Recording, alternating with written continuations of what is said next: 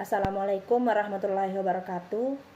Perkenalkan, nama saya Kasmia dari kelas C3 Farmasi.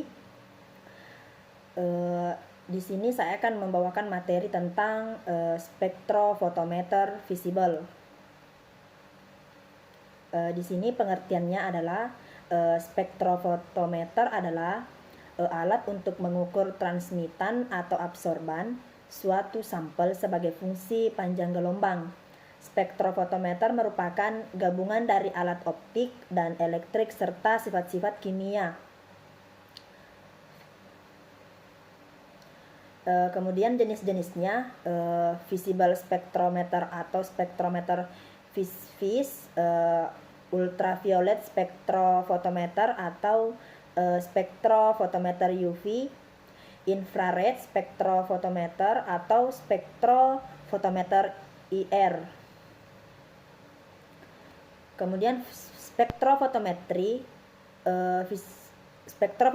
visible merupakan alat yang menghasilkan sinar dari spektrum dengan panjang gelombang tertentu. Fotometer adalah alat mengukur intensitas cahaya yang ditransmisikan atau diabsorpsikan. Spektrofotometri adalah metode pengukuran kuantitatif atau kualitatif yang didasarkan pada pengukuran absorpsi atau penyerapan radiasi gelombang elektromagnetik. Spektrofotometer vis merupakan alat analisis sampel dengan menggunakan prinsip-prinsip absorpsi radiasi gelombang elektromagnetik oleh bahan pada panjang gelombang sinar UV sampai dengan sinar tampak.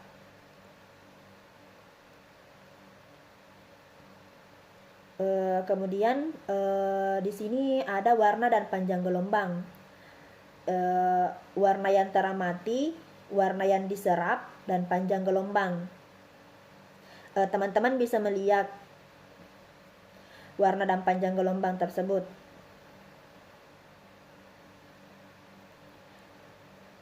Kemudian selanjut prinsip spektrofotometri visible.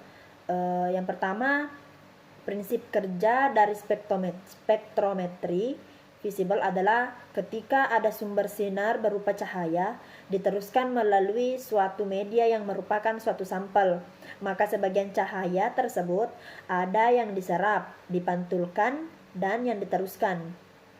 Kemudian sinar visible merupakan energi yang bila mengenai elektron-elektron tersebut, maka elektron akan tereksitasi dari keadaan dasar ke tingkat energi yang lebih tinggi. Kemudian eksitasi elektron-elektron ini direkam dalam bentuk spektrum yang dinyatakan sebagai panjang gelombang dan absorbansi sesuai dengan jenis elektron-elektron yang terdapat dalam molekul yang dianalisis. Makin mudah elektron-elektron bereksitasi, makin besar panjang gelombang yang diabsorpsi. Makin banyak elektron yang bereksitasi, makin tinggi absorban. Panjang gelombang yang digunakan untuk melakukan analisis adalah panjang gelombang di mana suatu zat memberikan penyerapan penyerapan paling tinggi yang disebut max. Hal ini disebabkan jika pengukuran dilakukan pada panjang gelombang yang sama, maka data yang diperoleh makin akurat atau kesalahan yang muncul semakin kecil. Berikutnya, berdasarkan hukum Beer, absorbansi akan dibanding lurus dengan konsentrasi. Karena B atau harganya 1 cm dapat diabaikan dan merupakan suatu tetapan. Artinya konsentrasi makin tinggi, maka absorbansi yang dihasilkan makin tinggi. Begitupun sebaliknya, konsentrasi makin rendah, absorbansinya yang dihasilkan semakin rendah. Kemudian zat yang dapat dianalisis menggunakan spektrofotometri sinar tampak adalah zat dalam bentuk larutan dan zat tersebut harus tampak berwarna. Sehingga analisis yang didasarkan pada pembentukan larutan berwarna disebut juga metode kolorimetri. Kemudian jika tidak berwarna, maka larutan tersebut harus dijadikan berwarna dengan cara memberi reagen tertentu yang spesifik. Dikatakan spesifik karena hanya bereaksi dengan spesies yang akan dianalisis. Reagen ini disebut reagen pembentuk warna. Berikut adalah sifat-sifat yang harus dimiliki oleh reagen pembentuk warna.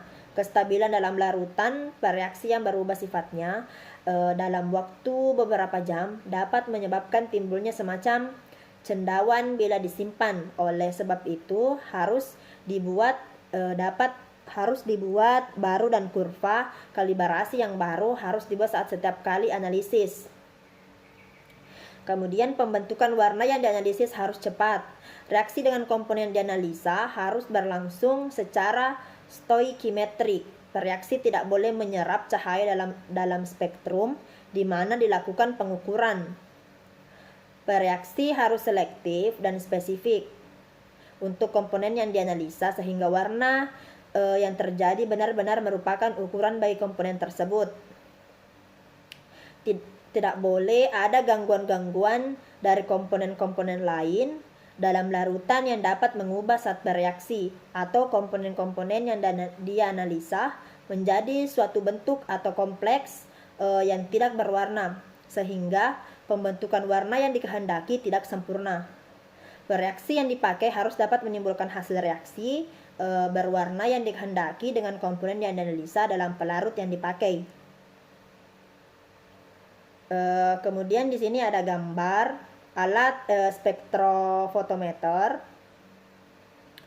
Keterangannya yang di nomor 1 itu tempat peletakan sampel, kemudian yang kedua panjang gelombang kontrol, kemudian yang ketiga tombol on atau off-nya, keempat pembacaan LCD digital, kemudian yang kelima tombol 100% atau tombol absorbansi, kemudian 6 tombol pemilihan mode, 7 tombol untuk utility, kemudian 8 tombol cetak, kemudian yang 9 optional printer atau untuk printernya.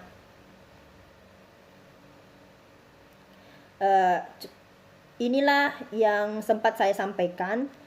Sekian dan terima kasih. Assalamualaikum warahmatullahi wabarakatuh.